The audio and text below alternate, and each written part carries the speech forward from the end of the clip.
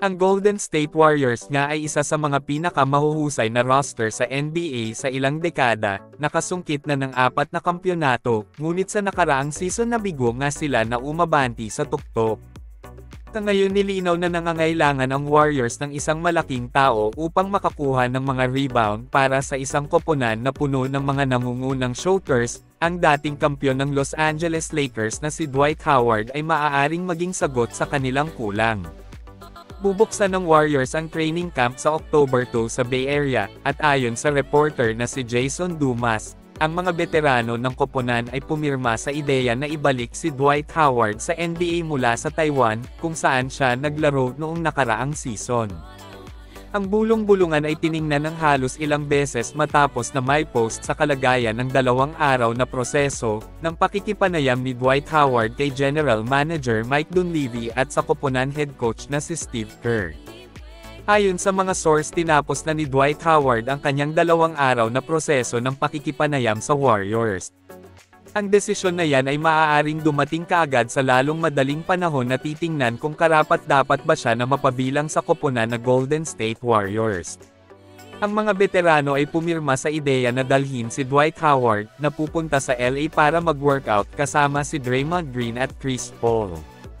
Noong nakaraang season ay nagtapos ang Warriors sa 53-29 na record na nagdala sa kanila sa ikatlong pwesto sa Western Conference ng NBA. Ngunit tinanggal sila ng Los Angeles Lakers na pinamumunuan ni LeBron James at Anthony Davis noong NBA postseason, kasabay doon na hindi masyadong maganda ang nilaro ni Jordan Poole at pati na rin si Klay Thompson na hindi bumalik ang kanyang championship form mula sa mga nakalipas na taon. Sa nakikita na rason sa pagkatalo, isa ang sentro ang naging problema, kaya malaki ang maitulong ni Dwight Howard para sa koponan na Golden State Warriors. Naging malungkot ang pagtatapos ng Los Angeles Lakers laban sa Denver Nuggets noong nakaraang season. Bukod dyan, binigyan naman ng pansin ng may-ari ng Lakers na si Jeanie Buss na gumawa ng malaking pahayag tungkol sa star big man na si Anthony Davis, na nagmumungkahi na si Davis ang best player na naglaro noong nakaraang taon. Naging hadlang lang talaga para kay Davis ang kanyang injury-interrupted season, nawala sa kanya ang malaking bahagi ng Desyembre at Enero pati na rin ang ilang mga laro. Sa kabuuan ay naglaro siya ng 56 na laro sa kabuuan ng regular na season, habang nagawa niyang umangkop sa lahat ng 16 na laro sa playoffs para sa Lakers.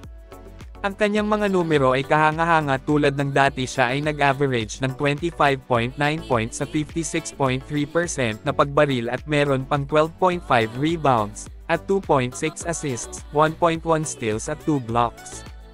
Ayon kay Jeanie Buss, sapat na ang markang yan para ilagay siya kasama sa mga pinakamahusay na manlalaro, at tawagin bilang best player noong nakaraang season sa kabila ng kanyang injury. Noong siya ay malusog, hindi maitikaila kung gaano kadominante ang puwersa ni Davis sa liga. Bago ang injury na nagdulot sa kanya ng pagkawala ng higit sa 1 buwan ng season, si Davis ay nagkaroon ng 12-game stretch kung saan siya ay umiskor ng hindi bababa sa 30 points, 2 beses na nalampasan ang 40 points at minsang nakapasa pa sa 50 points na pagmamarka. Sa panahong iyon, nag-average siya ng 34.2 points na may 14.9 rebounds, 2.8 assists, 1.3 steals at 2.5 blocks.